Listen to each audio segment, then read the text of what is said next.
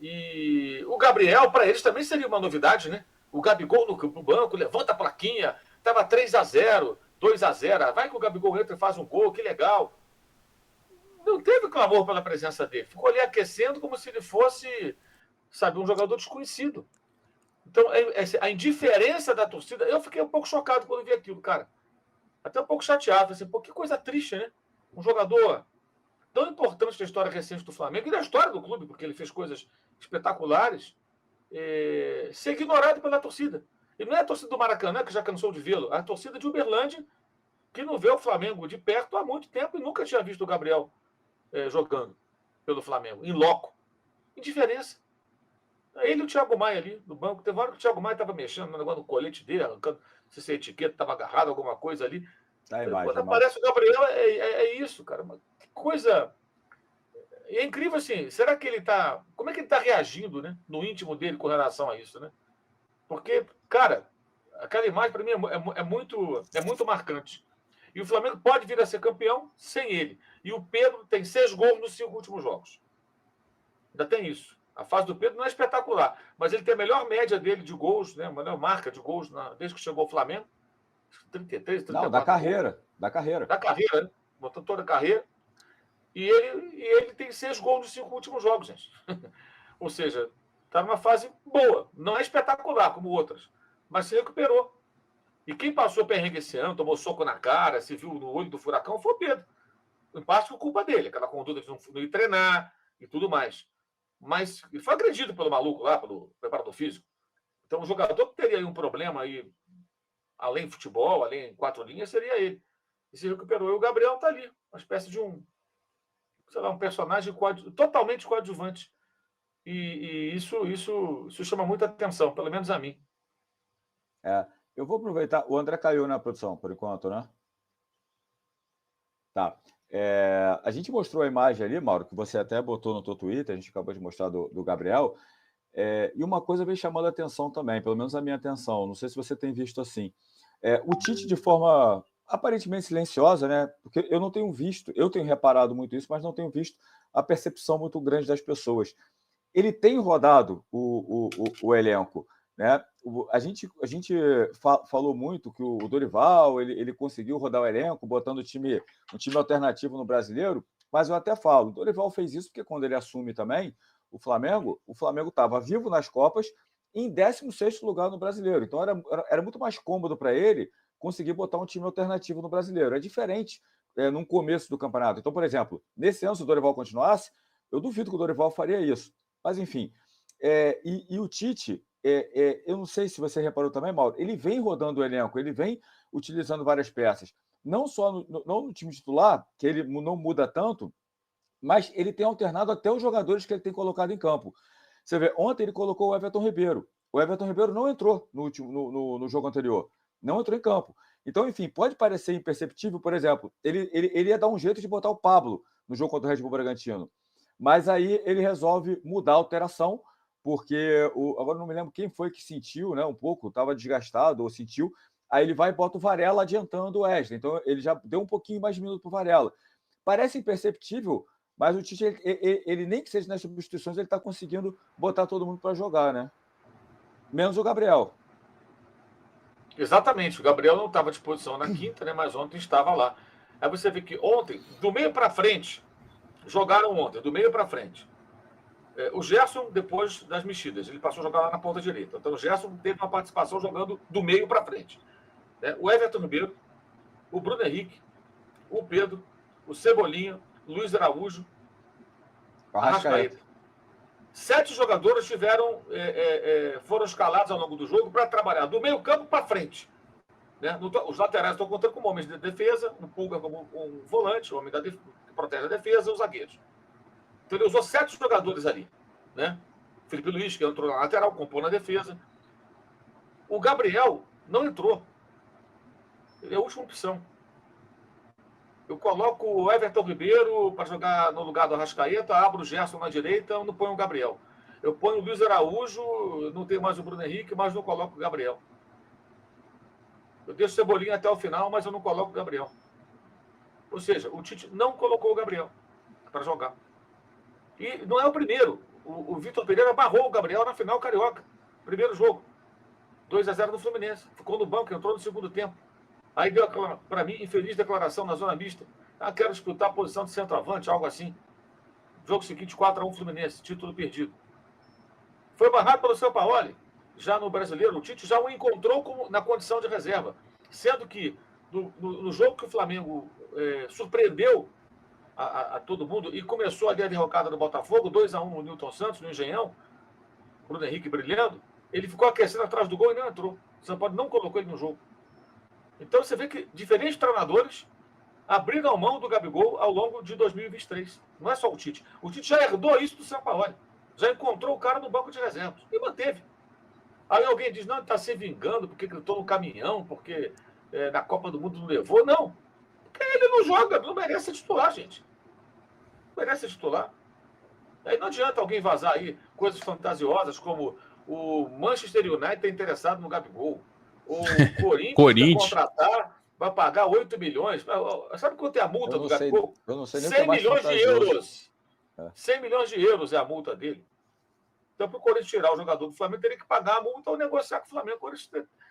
Cara, isso aí dá mais da metade da dívida do Corinthians. 8 milhões de dólares, você não leva Gabriel nenhum. Não, é para o jogador, sim, mas tem que liberar o jogador com o clube. Ele tem contrato até o final do ano que vem, não é o final desse ano. Esse ano seria o Bruno Henrique, que já tem lá seu contrato renovado, acertado, e sem contrato está ficando o Everton Ribeiro, o Rodrigo Caio e o Felipe Luiz. O Gabriel, não. Então, aí surgem essas coisas meio malucas, fantasiosas. Acho impressionante também como se dá espaço para isso, né? Como se algumas pessoas tratam como se fosse algo factível, um negócio totalmente descabido, sem pé nem cabeça. Mas, de certa forma, coloca o cara no noticiário. É só assim que ele entra no noticiário. E essa é uma crítica que eu faço, assim, como é que eu vou dizer? É uma crítica construtiva, é uma crítica... Cara, ele tem que ter autocrítica. Esse é o problema. Ele precisa parar e pensar, cara, o que está acontecendo comigo? 3 técnicos me botaram no banco, eu não entro. Entraram 7 jogadores para diferentes funções, do meio para frente, que é onde eu jogo, eu não entrei. De centroavante, pela direita, para ser uma dupla com o Pedro, para reviver a dupla com o Bruno Henrique, com Pedro e Bruno Henrique, com Luiz Henrique, com o Cebolinha. Não entrei, eu não estou no jogo, cara. Eu não entro no jogo. Não é demais? Enfim, se não se incomodar com isso, realmente é porque desistiu do futebol, então, né? Porque não tem cabimento. E, Mauro, você tem percebido isso que eu falei? Você chegou a perceber que o Tite vem rodando o elenco, né, poupando o jogador nas substituições? Ele um jogo bota uns, aí no outro ele não bota, mas aí bota no outro. Você também chegou a ter essa percepção? Eu acho que tem 2 aspectos aí. Um, de gerar os jogadores, poupar minutagem, e o outro, ficar bem com todo mundo. Né? A gestão do Tite passa também por aí. Todo mundo tem a oportunidade, ser contemplado, ter a chance de correr um pouquinho e tal. Sempre que possível, né? Claro, ele vai priorizar colocar o que tem de melhor em campo, mas sempre que possível, acho que ele vai fazer isso. Acho que faz parte um pouco da maneira como ele gosta de gerir o elenco. E não acho isso ruim, não. Ainda mais um elenco complicado como o do Flamengo. Até que ele tenha nas mãos totalmente o elenco. Isso só talvez no ano que vem.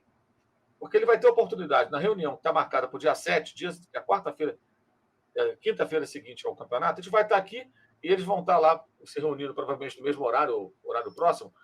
O Tite, o tal Conselho do Futebol, os dirigentes e tudo mais, e o presidente do Flamengo vão se reunir e vão discutir o ano que vem. E aí que vão definir realmente quais são as prioridades, jogadores que vão buscar, jogadores que não vão ficar. Claro que existe uma ideia, mas tudo isso deve ser sacramentado nessa reunião que está marcada para o dia 7. E aí ele pode desenhar um elenco mais à feição dele. Ele pode, nessa reunião, falar, olha, fulano pode liberar, ciclano pode negociar, esse aqui não precisa renovar, eu quero um jogador assim, quero esse tipo de jogador. Aí ele monta o elenco do jeito dele, com os jogadores da confiança dele. Aliás, estou curioso para saber quem ele vai pedir. Eu acho que é muito provável até que ele peça jogador da confiança dele, o cara que ele já trabalhou. O técnico de futebol tem muito disso. Vamos ver. Ou que ele convocou, né? Na seleção, acho que eu ia falar. Pode ser na seleção também, né? Exatamente. Posso dar uma especulada maluca aqui? Eu não vou ficar nem um pouco surpreso. É só uma especulação, assim, uma coisa da minha cabeça aqui. Eu não vou ficar surpreso se ele sugerir o Renato Augusto. Cara, que não deve ficar no Corinthians. Eu venho falando isso, Mauro. Ele ama o Renato Augusto, Renato Augusto, e assim, outro dia eu falei um negócio sem pensar no Flamengo, falei lá na Jovem Pan, e depois eu pensei, pô, seria o Flamengo. Foi ontem, até antes, foi ontem. Estava falando, cara, o Renato Augusto, ele é um jogador que tem um salário alto, ele não está a serviço do Corinthians todo jogo, ele não consegue jogar todo jogo. Então eu falei, para ele o ideal seria estar no elenco em que ele não seja fundamental, para ele poder jogar algumas vezes, porque o Corinthians precisa de todo jogo, e ele não consegue entregar todo jogo. Então, não vai me surpreender. Não estou defendendo a contratação. Estou dizendo que eu não vou me surpreender se o Tite pedir. Para ser aquele cara que vai entrar em alguns jogos para substituir um jogador ou outro, entendeu? Jogar ali no segundo tempo. Ah, mas já tem o Everton Ribeiro para isso. Sim. Não sei se vai ficar, eu não sei o que ele vai pedir. É que ele gosta do Everton Ribeiro também. Que, aliás, ontem entrou, fez gol, jogou bem e tal. Eu acho que esse é o Everton Ribeiro que dá para contar agora. Ele vai jogar pedaços de partidas boas, algumas como titular vai bem, mas não acredito que ele consiga entregar no ano que vem, assim como já fez, aquela temporada inteira consistente. Pode ter fases dentro de uma temporada. Então, se ficar, as pessoas têm que entender que ele mesmo tem que entender que é diferente. O Diego Ribas foi bem esperto ali, entendeu bem isso.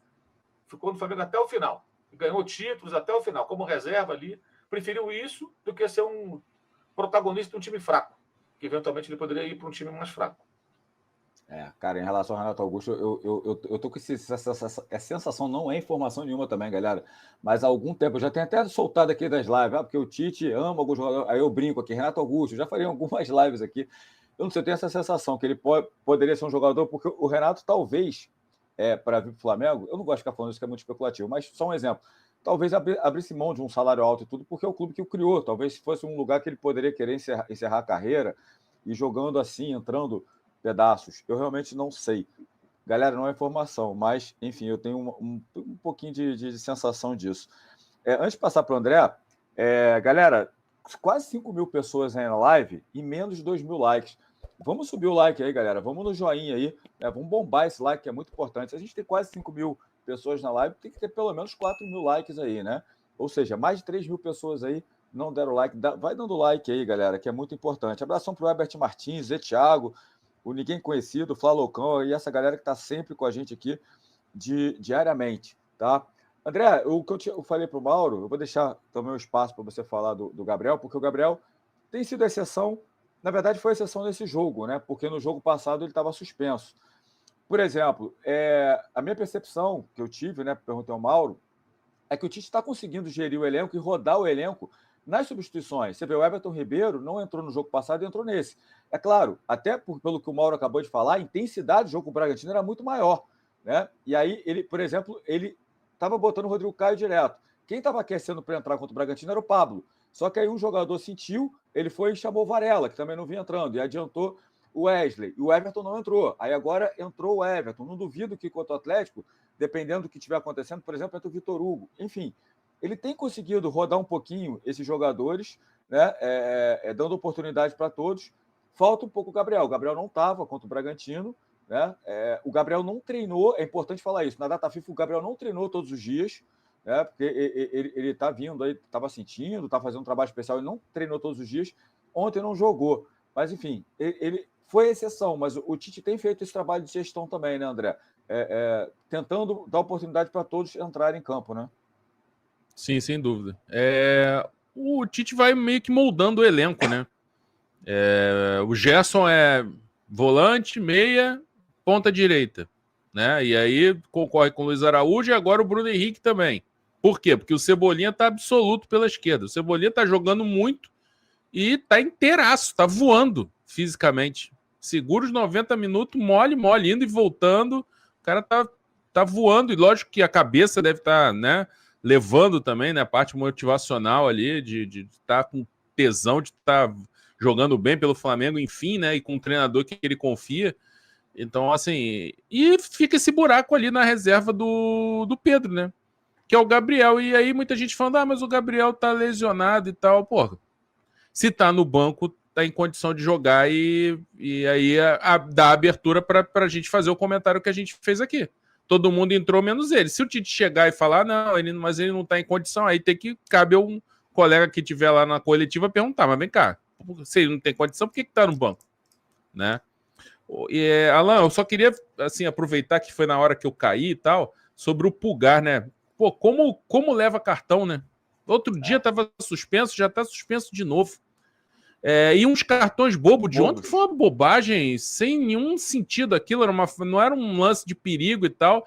Ele estica aquele pernão e derruba o cara na cara do juiz e fica tomando cartão. Agora, tem outra coisa também, né? O Flamengo tem que se virar sem ele. Ele não é o Gerson, não é o Didi, não é o Zico, não é... O Flamengo tem que se virar sem ele. Tem que dar um jeito. O Thiago Maia era o titular ano passado do time campeão da Libertadores e da Copa do Brasil. Não tinha Pulgar era reserva. Tudo bem, ele tá jogando muito, tem seus méritos e tal. Não tô tirando o mérito dele, muito pelo contrário. Para mim, é o melhor jogador do Flamengo na temporada. Né? E ontem provou isso mais uma vez, né? Ele equilibra ali o meio-campo. Pô, primeiro tempo ele levou o Gerson nas costas, tá? O Gerson jogou nada no primeiro tempo. Primeiro tempo, o Pulgar levou o Gerson nas costas. Mas enfim, mas o Flamengo tem que dar um jeito, tem que dar seu jeito quarta-feira sem ele, tem que dar seu jeito se ficar sem ele em outra ocasião, se for o caso, de repente ele volta contra o Cuiabá, é expulso e vai ter que dar seu jeito contra o São Paulo. Não tem isso, o Tite vai ter que encontrar soluções, o Thiago Maia vai ter que melhorar aí essa saída de bola, a reta final é decisão. Esse jogo contra o Atlético é mais uma final e o Flamengo vai ter que encontrar solução sem o Pulgar. É uma ausência sentida, mas para o elenco que o Flamengo tem, a capacidade de investimento, o Flamengo não pode depender do Pulgar. Assim, do jeito que está dependendo nessa temporada, que é 70% de aproveitamento com ele, 30% sem ele. Isso não existe. Se tem uma coisa que o Tite tem que equilibrar é esse desempenho também, com e sem esse jogador, já que ele toma tanto cartão. Agora, isso tem que ser conversado com ele, ô meu filho. Você já fica fora da data FIFA. Quando você volta, já volta em cima da hora com 160, 180 minutos nas costas, porque o técnico lá te usa, todo o mérito para você. Mas quando você estiver aqui, não pode ficar tomando cartão toda hora e cartão bobo como ele tá tomando. O cartão de ontem era assim, para chamar e falar, pô. Ele mesmo depois, parece que na sequência, né, quando bate a falta, ele para ali 1 minuto para pensar no que ele fez e bota a mão na cabeça, com o jogo rolando, de arrependimento da falta que ele fez. Mas já era. Ele ficou de fora, tá errado, ele tem que conversar com ele, e o Flamengo tem que se virar sem ele. Thiago Maia, como eu disse, foi o volante campeão da Libertadores, da Copa do Brasil no passado. Tudo bem, tinha o João Gomes, mas o Pulgar não tem a ver com o João Gomes, são jogadores de característica totalmente diferentes.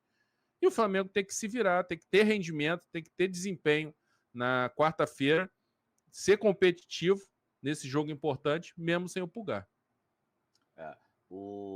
Só completar do Gabriel rapidinho, porque o Mauro falou, né, que eu também senti falta ontem, a torcida gritou o Bruno Henrique direto e tudo, e não gritou Gabriel, e também na coletiva, você vê, né? Ninguém questionou sobre o Gabriel. Pelo menos a parte da coletiva que eu assisti, ninguém questionou sobre a ausência do Gabriel, né? O que você vê que a fase do Gabriel é tão ruim que nem o questionamento, por que você não utilizou o Gabriel, foi feito ao Tite, né? É impressionante. Apesar que ontem a sala de entrevista, inclusive, estava horrível o som para a gente poder entender o que o Tite estava querendo falar, né? E em relação ao Pulgar, até o Arrascaeta botou a mão na cabeça na hora que o Pulgar tomou o cartão, e o André falou, né? Eu lembro do último cartão que ele tomou antes da FIFA, o que botou ele pendurado, foi assim também, foi uma falta no meio-campo, que o cara cortou para o lado, não tinha perigo nenhum, e ele deu uma levantada no cara, esticou o pernão, como o André fala.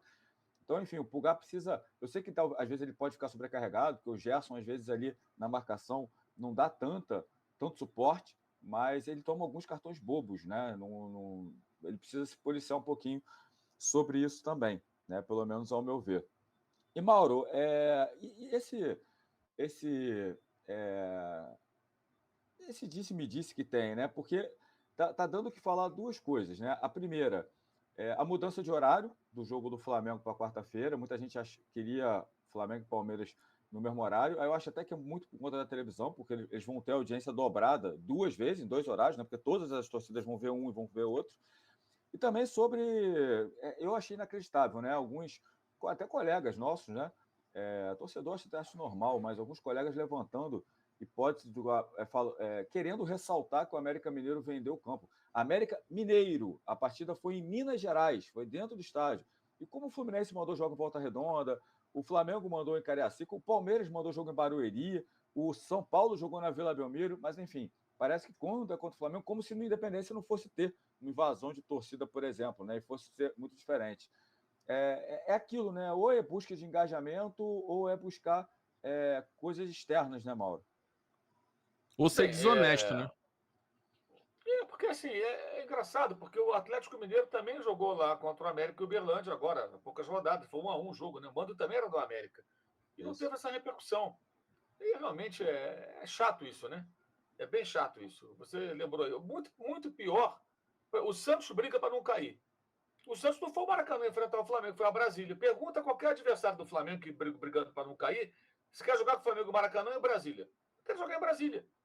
Embora o Flamengo não faça uma boa campanha em casa, e está perdendo o campeonato por pontos desperdiçados também no Maracanã, normalmente você vai querer jogar com o Flamengo onde? Em Brasília.